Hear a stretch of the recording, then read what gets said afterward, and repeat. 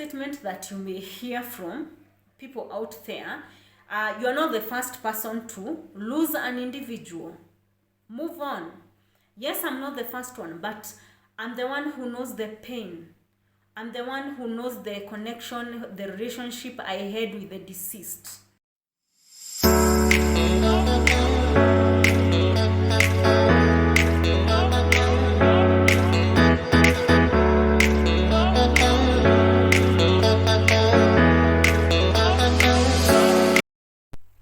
Hey guys, welcome and welcome back to my channel. In case you're new here, my name is HILDAH, and this channel over here is all about mental health care, self-care, inspiration. Along the way, I'll introduce you to my family and what I do every day.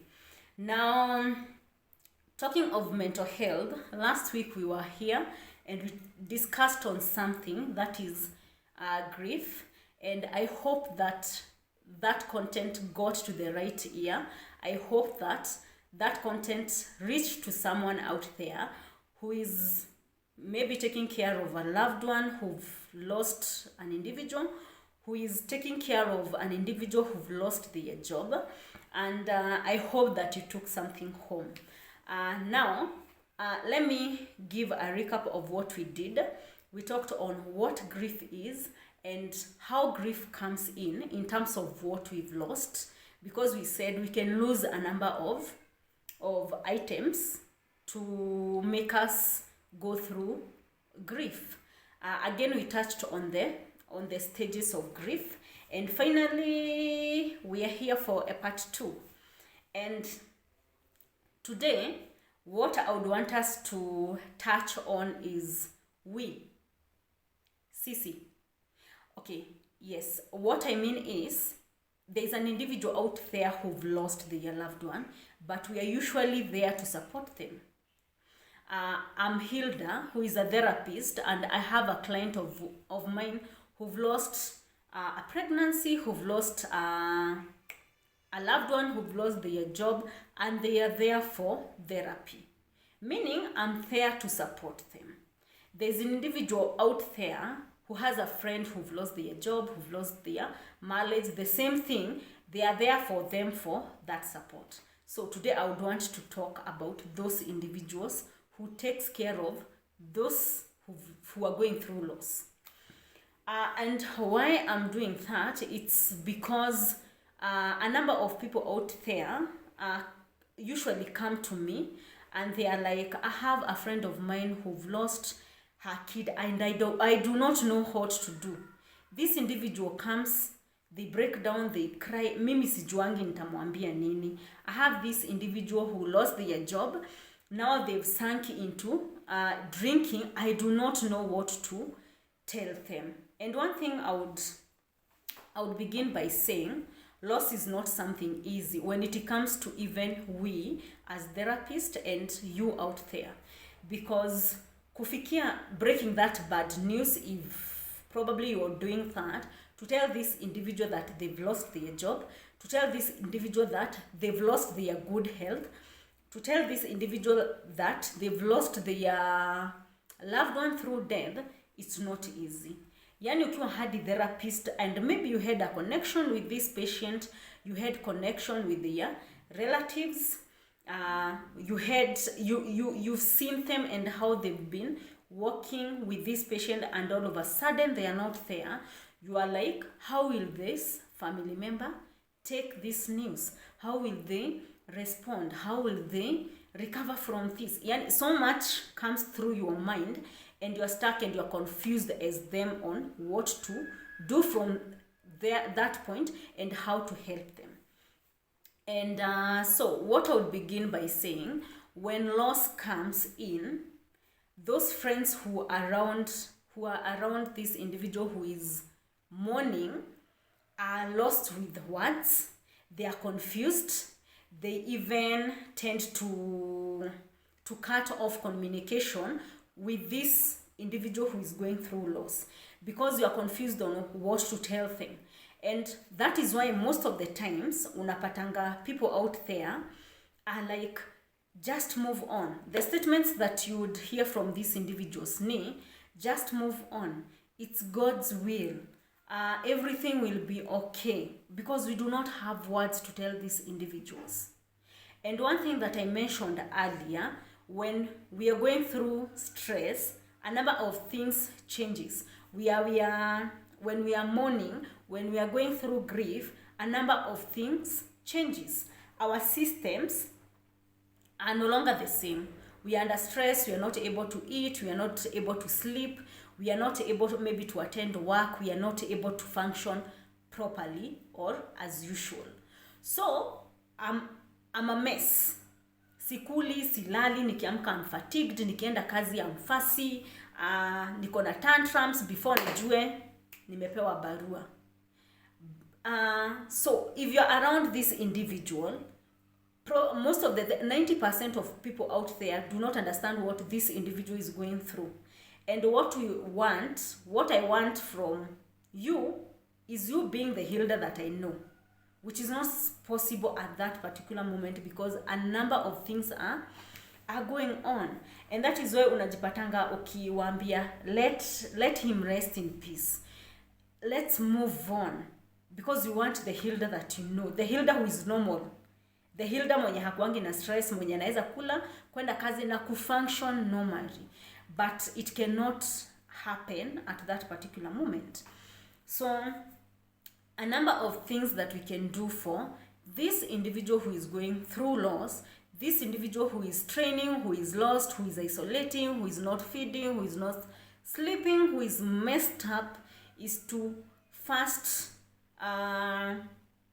get an awareness that everything is not normal and they are going through a number of things that is making them how they are. When we understand that, it becomes easy.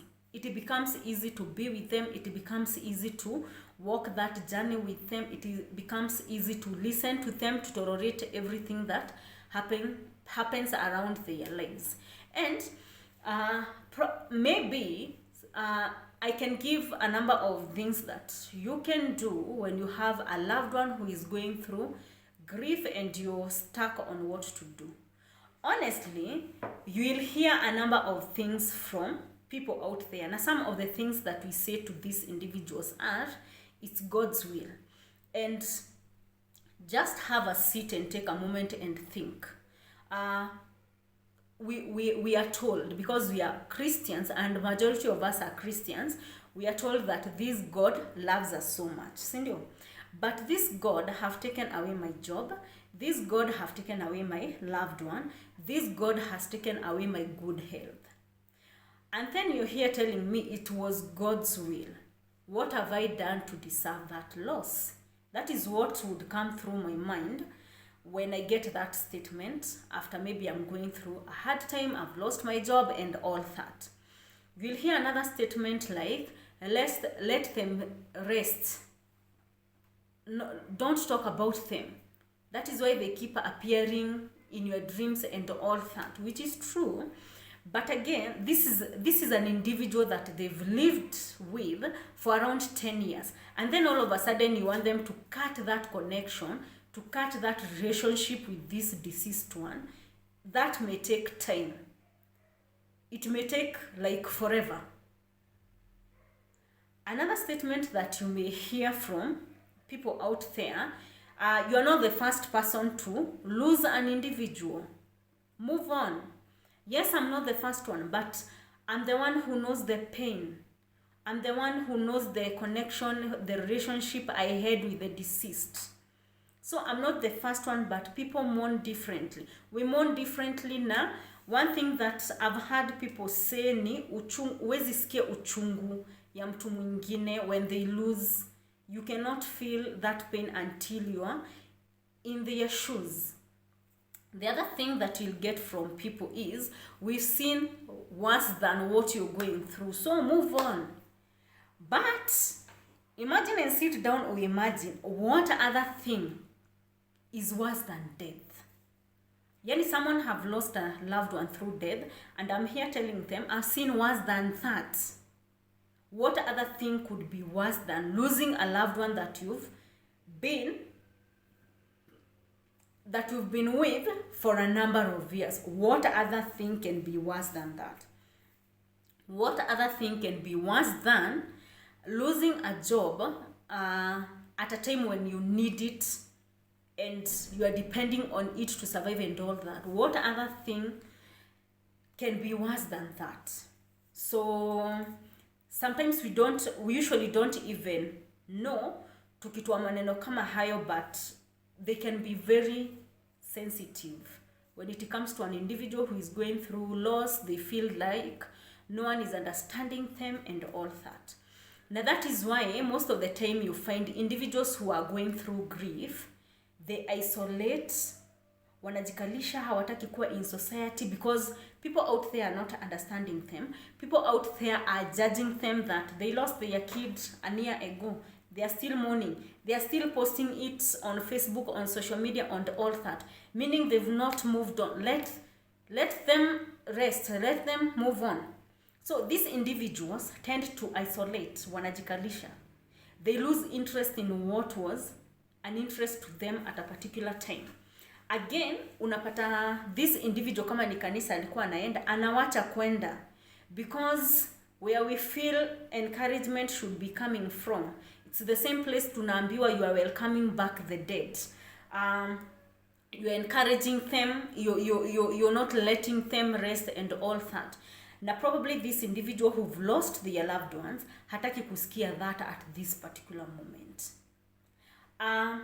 Their judgments out there, if this maybe individual is taking time, finding time, maybe ananunua roses, anaenda kwa the grave, ana spend time with their loved one, they pray and all that, they are condemned for doing that. They're encouraged to stop that.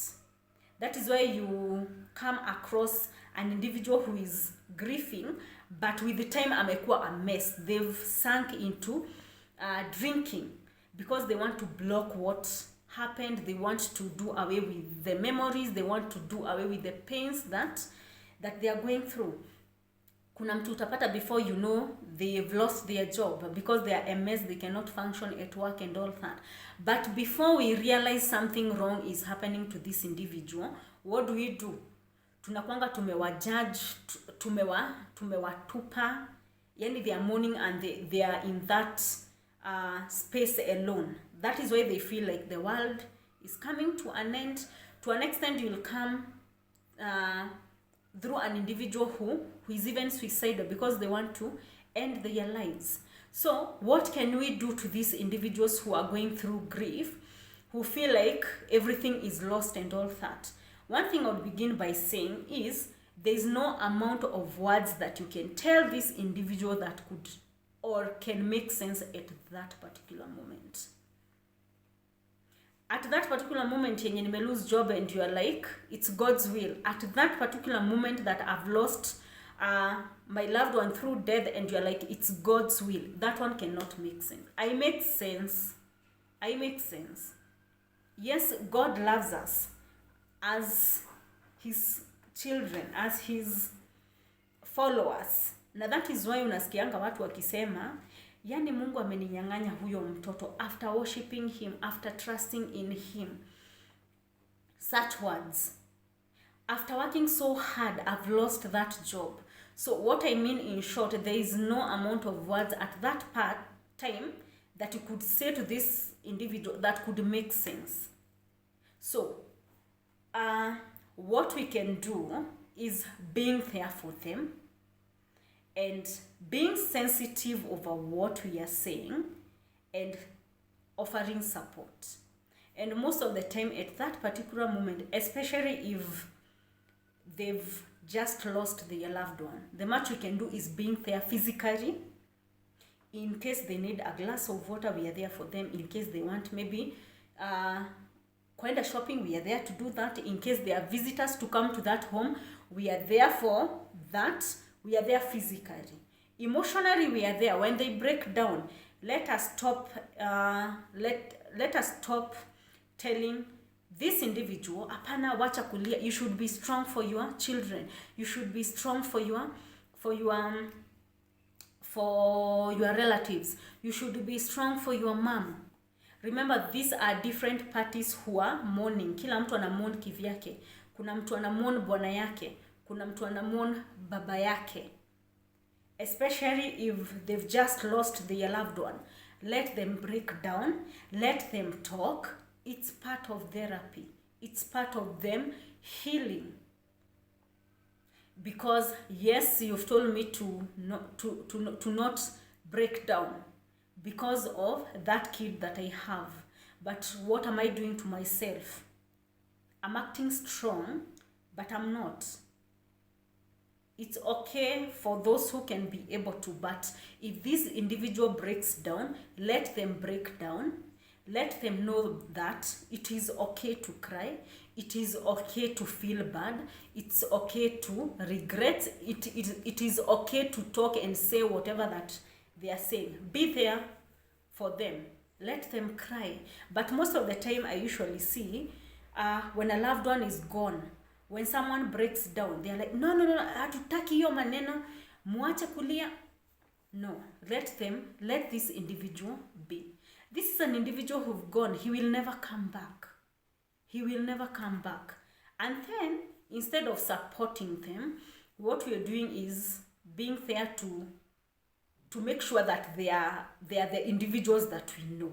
At that particular moment, it cannot happen. So, let us be there physically. Let us be there emotionally for them when they break down. Let us be there. Let them know that we are there to walk this journey with them. That is the much we can do. Hizi zingine zenye tunakaanga chini, tunaongea, tunafanya, they cannot make sense at that particular moment. You can find this individual is talking, this individual is asking questions, this individual is probably requesting on some answers. It is okay to flow with them. But remember, nothing can make sense at that particular moment. And the much we can do is to be there physically and emotionally for them. Spiritually, if it's a team from church, we'll be there with them, we pray with them and all that. Okay? Yes. That is the only way.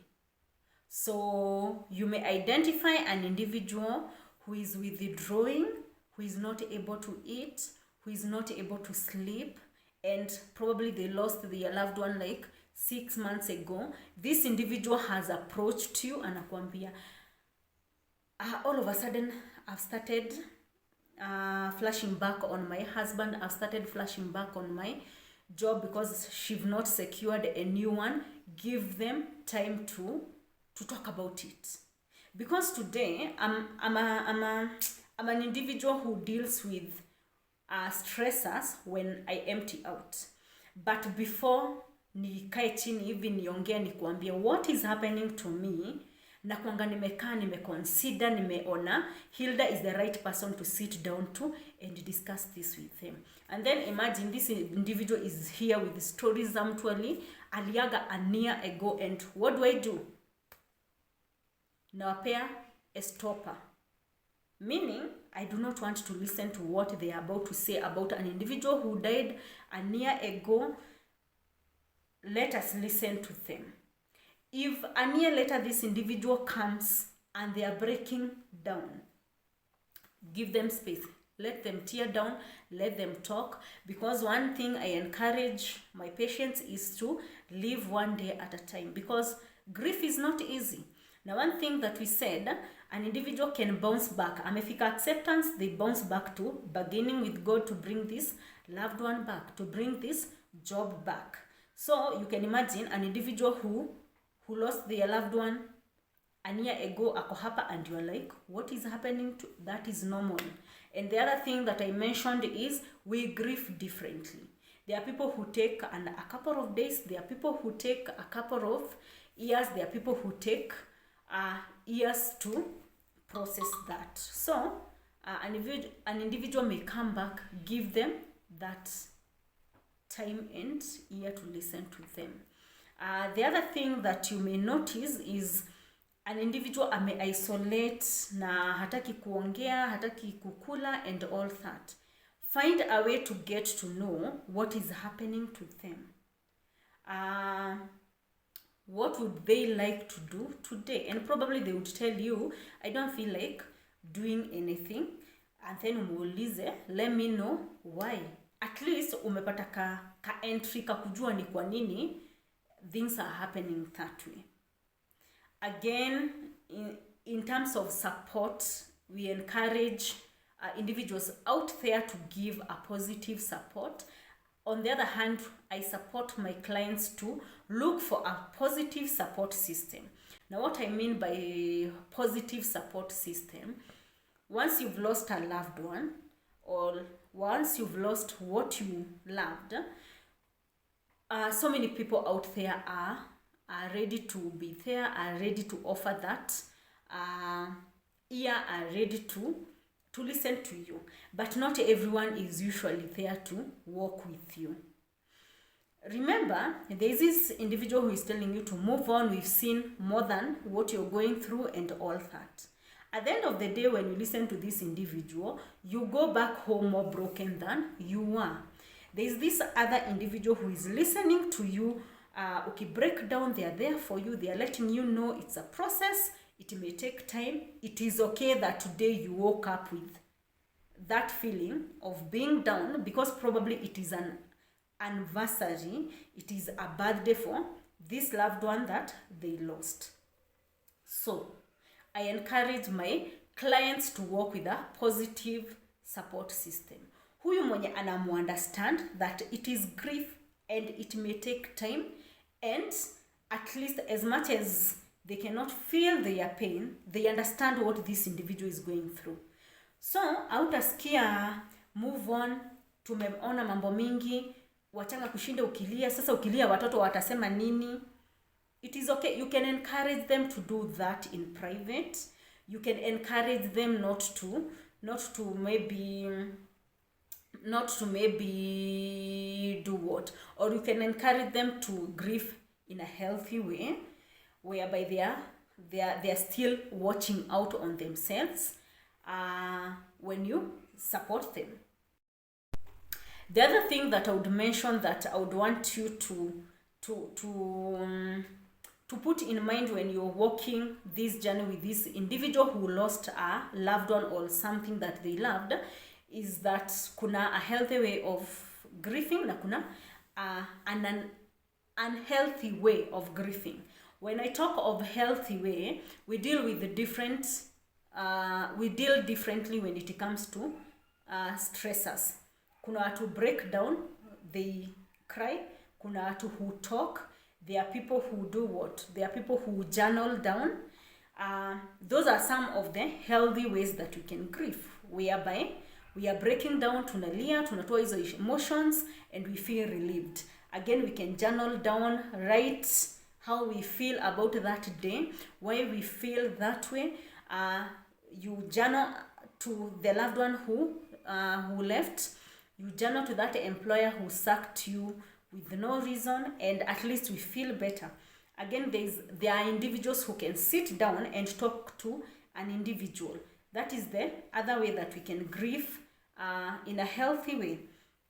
Again, you can encourage your loved one to find a therapist if they are not comfortable with anyone, a therapist who they can work with and they know that the information is confidential. So those are some of the ways that that we can grieve in a healthy way. And then on this other side, kuna unhealthy grieving. So tuseme, for example, you are grieving and then all of a sudden you want to block what is happening. You want to block the fact that you lost that job, you lost a loved one through death. Na imefika mahali you are drinking to get sleep. Inafika mahali you are isolating, unashindwa kuoga, unashindwa kukula, unashindwa kwenda kazi because you're in grief. Inafika mahali you are suicidal and you want to end your life to join your loved one. That is an unhealthy way of grieving. Now, one of the things that I tell my clients, if you feel like you're taking medications to sleep, imefika mahali you don't want to see people, you don't want to talk to anyone, umeanza kupata suicidal ideations, it is a cry for help. You can look for an individual to talk to. You can look for a therapist to work with you during this journey and at least make things easier. So at least having an idea of what happens with this individual who is grieving, having an idea of how they behave, having an idea of what they can do, it becomes easier. Because again, after sensitizing them on healthy and unhealthy ways of grieving, you can let this individual know, once they wake up and feel like doing nothing, it's perfectly fine. It's perfectly fine. If they wake up today and feel like they are too low, they need to break down, they are crying, because most of the times unasikianga, I lost a loved one a year ago, but today I woke up and broke down na nikalia. Is it normal? It's normal, because we said grief can take time. Let them know that it's normal. Let this individual know, leo wakiamka na energy, they want to hit the gym, wanataka kwenda coffee, wanataka kutengenezwa to look good. Let them know that it's normal, and encourage them to live one day at a time as they work on accepting what happened. Encourage them to take an activity that they love, an activity that will engage them. Of course, after they've taken time with what happened and the loss that they went through. So yeah, so those are a number of things that you can do to an individual who is going through grief.